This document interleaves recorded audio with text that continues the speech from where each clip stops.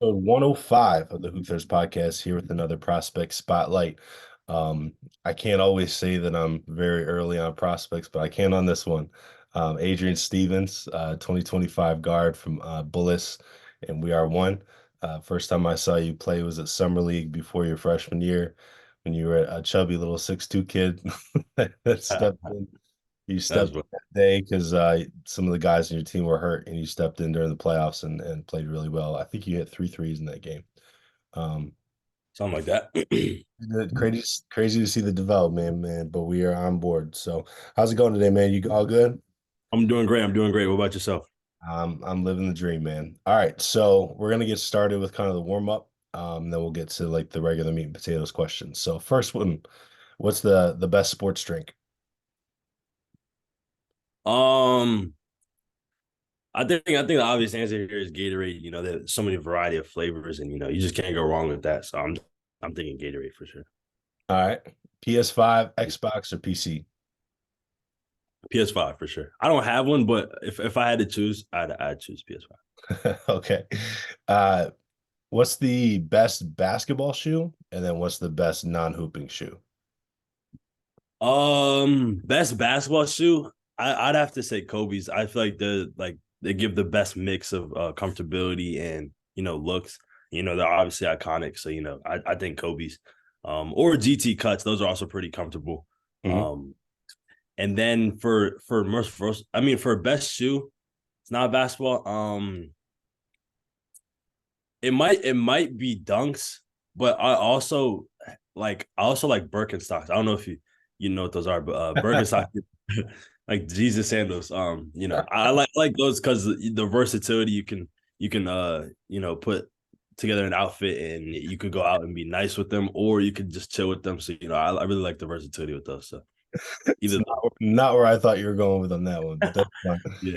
All right, so say you're trying to impress a girl, you're cooking for her family. What's the your favorite meal that you can cook yourself? So entree, appetizer, dessert, and like best drink. Um, entree is gonna be penne alla vodka, Mm, from scratch. Making the sauce, putting heavy cream in it. That's definitely my go-to. okay. Dessert, I don't know. I might just have to keep it simple, like make cookies or something like that. I'm not really the baking kind. I can cook though, but not the baking kind. And then for a drink, whatever everyone wants, it's whatever. So that's why Okay. Okay. What's your favorite basketball environment, other than your home court of Bullis? I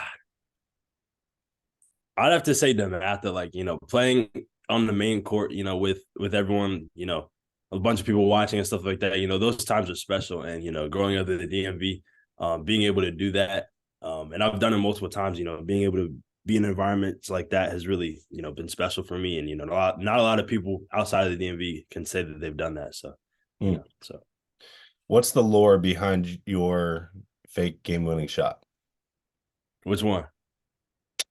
Just your favorite. My favorite game winning shot. Yeah. I don't know if I have any game winning shots, honestly, in my career. What would Yeah, be no, the dream scenario though?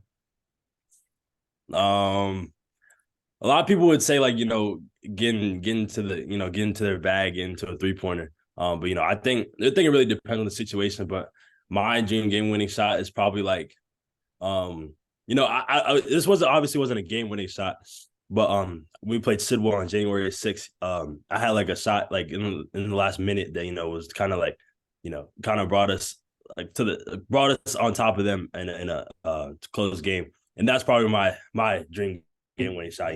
Being able to like pull up over somebody on the baseline.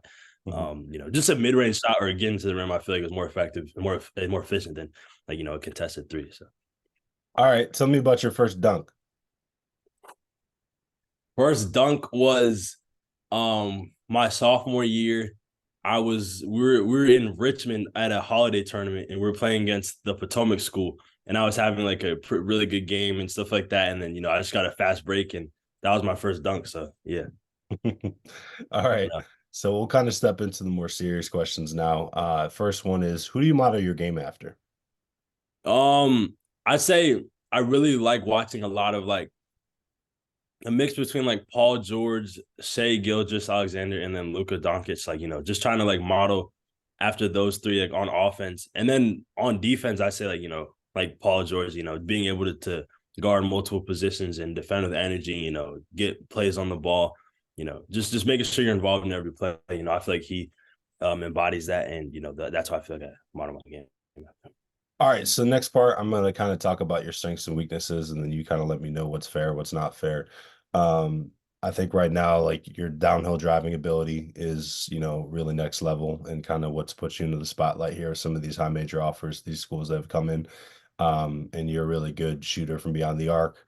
The pull-up jump shot has gotten a lot better.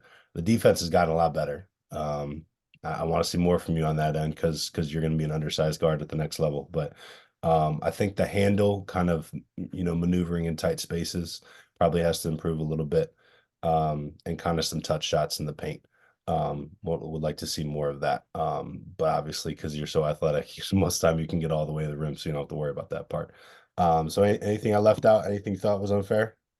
No, I agree with all those statements, especially like going into the spring, summer, working with my trainer, Darren McClin, on those things have been emphasis for us. And, just making sure I'm a polished player coming out of high school will be very important for me. So I think what you said was accurate and fair.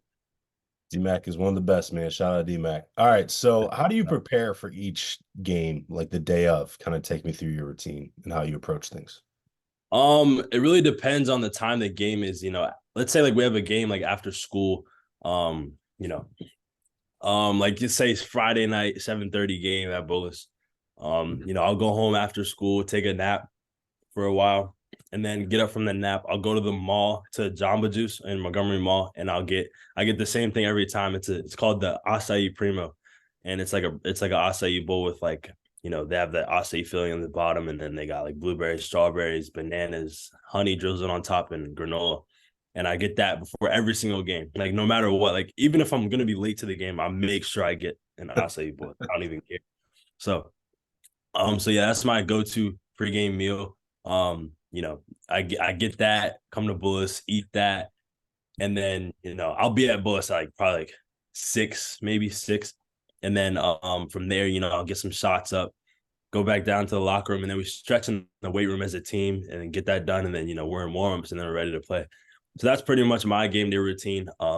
Like based on the weekend, like maybe like times are different for the game. That might change. But it mostly involves a nap and that pregame meal and getting shots up before the game. So yeah. Talk about the decision to go to Bullis. I think kind of the story was that you weren't really a super highly recruited kid Yeah. coming out of middle school. Kind of talk about what led you to play for Coach Kelly there. So coming out of middle school, I really didn't have any options as far as private school going to high school. And I actually went to Churchill my freshman year of high school. And it was online school, it was COVID 2020.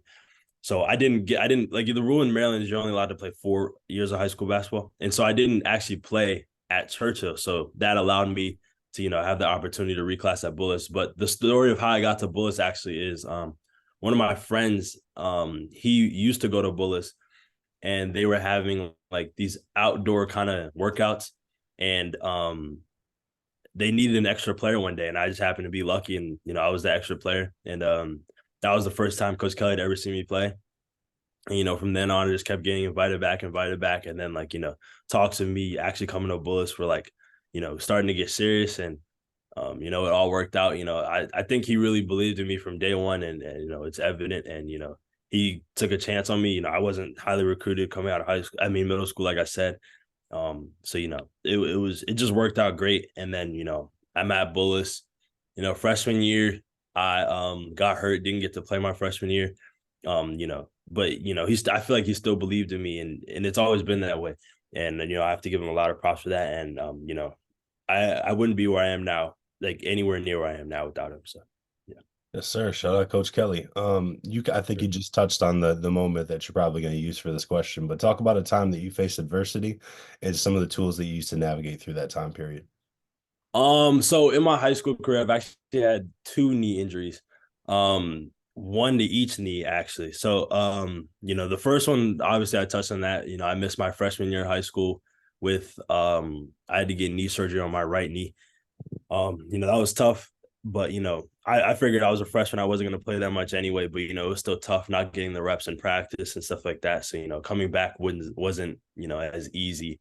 But I feel like that was tough, but the most tough one was it was actually last summer, at the end of last summer.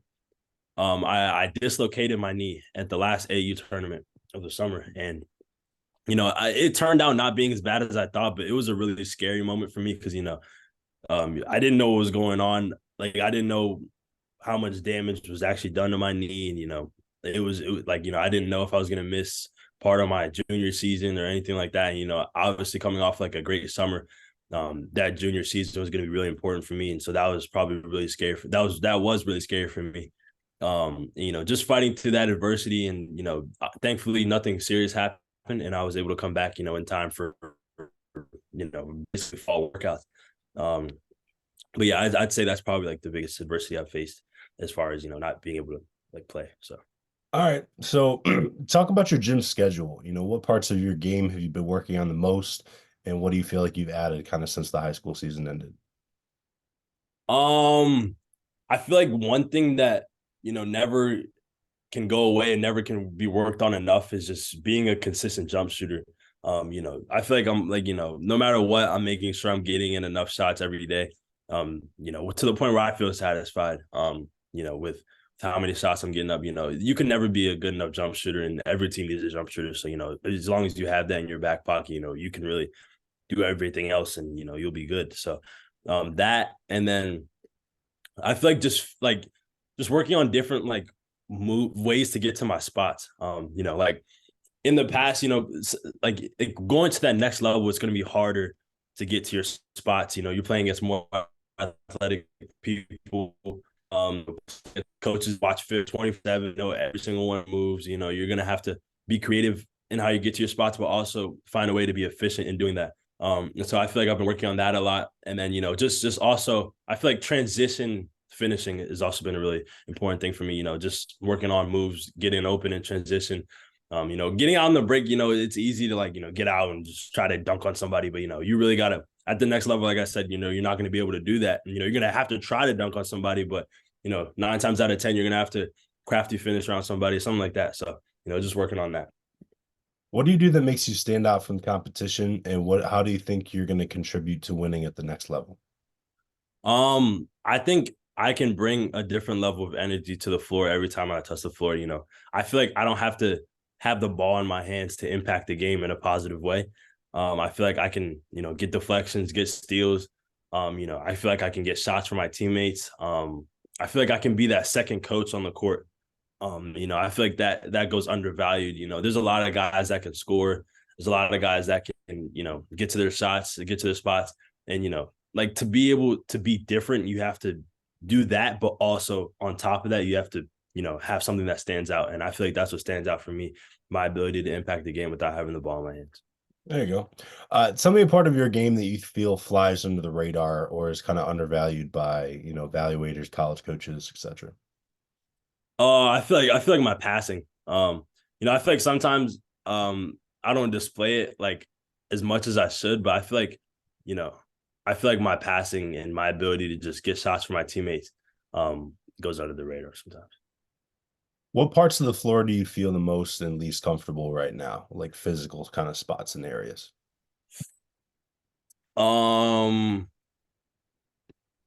I feel like right now, like obviously, I'm trying to get more comfortable on the ball. I feel like I can run the point guard, distribute, set up the offense, stuff like that. But also, I feel like I'm most effective like off the ball, where like I can if someone's creating a shot for me, and I can pump fake, get to my spot, pump fake, get to the rim, pump fake, pass it out, stuff like that. So yeah, I feel like anywhere really, anywhere on the court, I feel like I can, as long as I'm able to get to my spots, I feel like I'm comfortable. And then, one thing I have to work on is just, being comfortable with the ball in my hands a lot, making plays for myself and for others.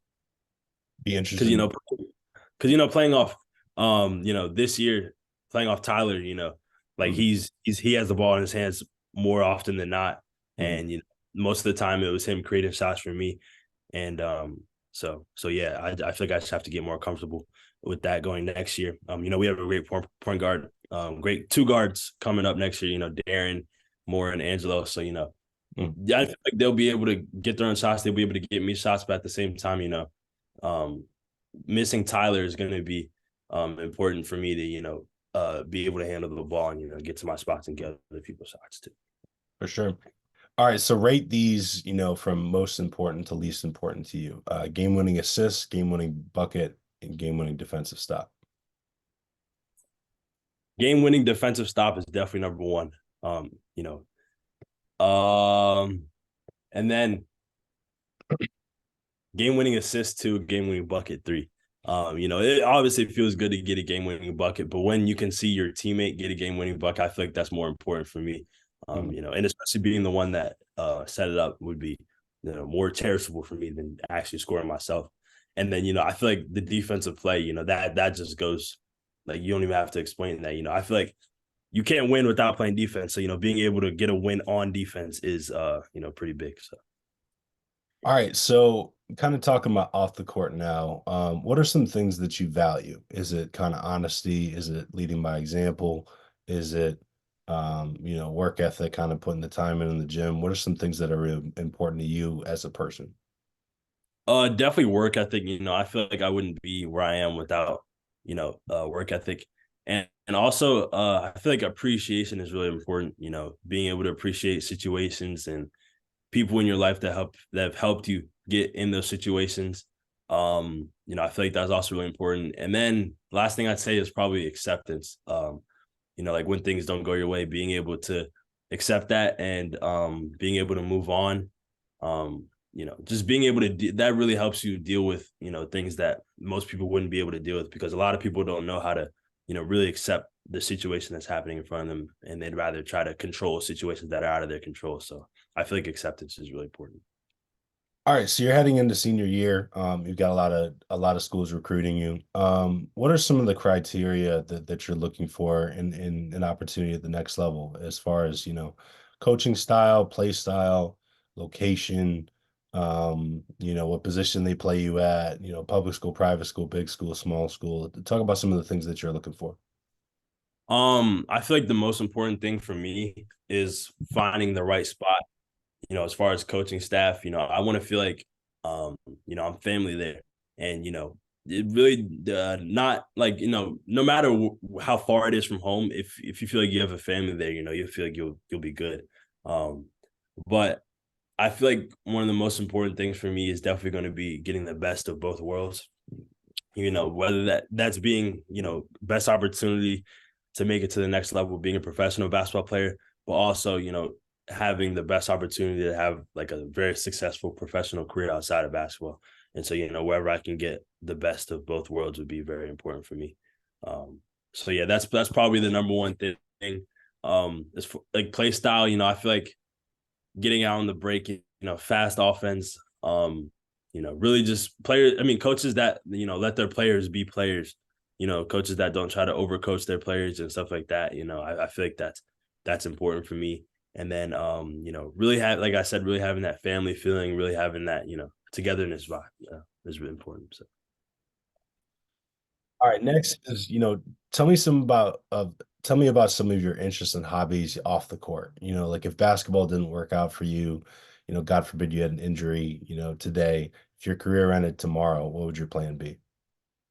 Um, I definitely am interested in business. I'm taking a microeconomics class at Bullis right now, and that's really helped me, uh choose like you not choose, really piqued my interest in business. Before I took the class, I was interested in business, like oh whatever. But now, I know I definitely want to study that. So that'll probably be what I do. But also I really love playing golf.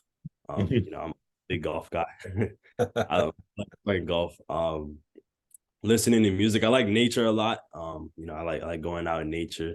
I love cooking and just seeing like like I don't know, just seeing like beautiful things, like that just makes me feel better as a person. So I Okay. feel like those are Talk about some of the goals that you have for this season, both personal and team goals for AAU and for high school.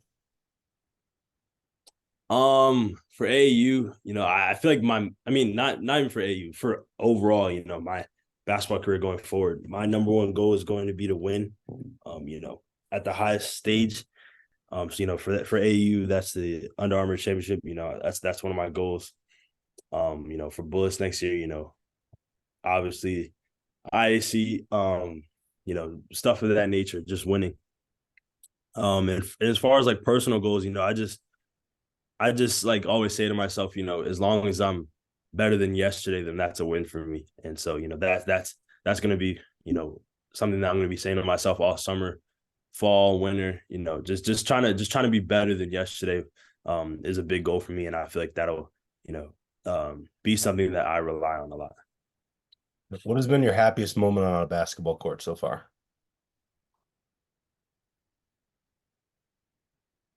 I don't know, feeling like winning an ISC championship, that's it's pretty special to me, like because we work so hard during the season, a lot of hard practices, long practices, Coach Kelly yelling at you in practice, you know, um, you know, just stuff like that, and then being able to see the smile on his face after, like when the time is ticking down the clock, being able to go over and hug him, and stuff like that never gets old. It shows that the work really does pay off, and you just got to believe in him and as much as he believes in you, and yeah, I would say that's probably the happiest moment, seeing everyone else around me happy, and especially him. So What sets the DMV apart? We obviously know, because you grew up here and I cover basketball here, but what sets it apart from other hotbeds across the country? I say like the mentality really, like everyone really just wants to be great, and with that, everyone if everyone wants to be great, it's going to push other people to want to be great as well. And like people don't care how highly touted you are, how many stars you have, or whatever, how highly ranked you are, what offers you have. Like they're going to go after you every night, and you have a target on your back every night, and also you're also going to run into someone that's good every single game you play in the DMV. And that I feel like that's what sets it apart. Just the grittiness, and the fact that everyone wants to be good. So yeah. I tell people all the time, man, there's certain states where prep schools are really good. We're really good with talent that's, grew up the Yeah. street. Right. You know what I mean? Exactly. We're Yeah. pretty homegrown for the most part. All Yeah. right, man. Last question. Really appreciate the time. What is your why? Why do you work so hard, at your craft? Why do you put so much time into workouts and games and stretching and all the things that go into it? What makes you love this game? Kind of what is your why? Uh, I feel like I just want to succeed so bad, like really um like I feel like you gotta I want the end result more than I like love the process. I feel like, I love the process, but sometimes it gets hard, sometimes you want to quit, but then you think about the end result of what it could be, if you keep going, and that's what keeps me going. And I just want to be able to win at the highest level. I want to be able to play at the highest level.